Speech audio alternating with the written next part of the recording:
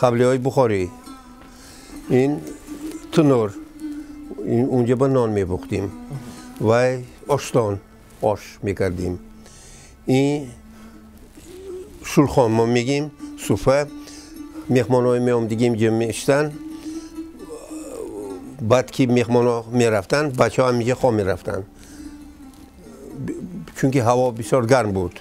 نام این چی؟ ما شلخان میگیم، سفره میگیم. این تاس، نانی تاقی، این کرپچه، گیلم، این درختی انگور، این خاکناس، این خاکناس.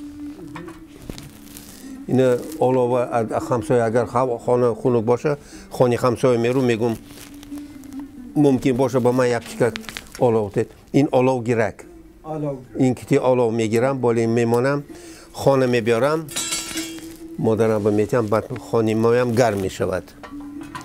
این افتو و تشتک آب میشویم، دست میشویم. این نامش وای چی میگیم ما اینه بزبان خوم. وقتای پیش آب نبوده است، همینجا آب جمع میکردیم به خانه، بعد مایا در اون می میانداختیم.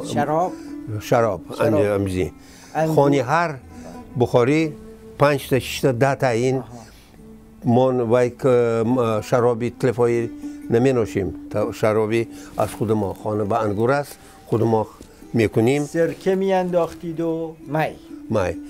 این خانه گوشت نیست، گوشتی کاشری، خانه همه وقت مرغ، خروس، گوسفند خانه است که در کار باشه وای بمیکنیم. این چی؟ این قپه. برای چه کار؟ هوا گرم، اوقات اینجا بمیمانیم که پشیک کوچوک و دست نکرد و قپه کتی میبنیم. این روز با شبات میخوریم. این سیرکاوک، سیر میکوفتن. سیرکاوک.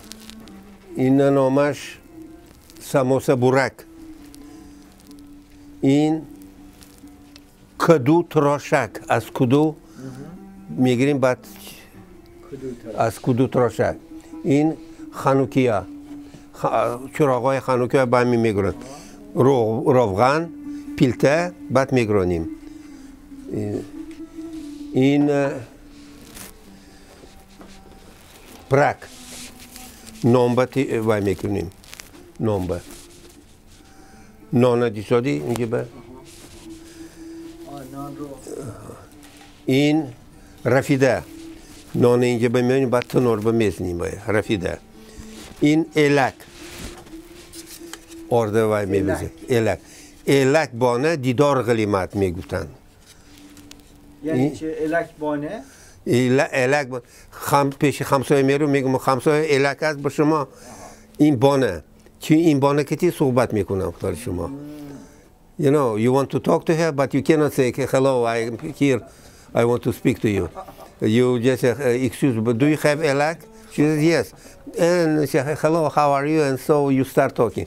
Elak بانه بهانه دیدار غلیمت. You see, این سماور. شب و روز آب میجوشه. چرا؟ چون که مهمان میبیا چای باید تیار باشد. این درای و این کوچه‌های خیابانی، کوچه‌های بخارا و سمرقند هم خیلی بود دستاش کرد. این سکساول، این آلو میکردیم، آلو به. این ترازو تماشا کرده. چراغ نبود، این بود چراغ بود. این تخت آفتابه. این تخت چوبی مادری من چند سال اوقات بوده، این دیدم خیلی بوده است. بعد چند سال نخیل شد. ساییده شد. چطور سبزی پیاز ریزه کرده اینجا به مادری من. این نان وای میکردیم، نان به برک میریزیم بعد. آفتابه برای چی؟ این دیگی قسقانی. کدام آفتابه او نمک وای به نمک میاناختیم وای به نمک سالت یوزه نمک بله نمک. نمک بازار گرفتم از مردم اونجا به خرید کردم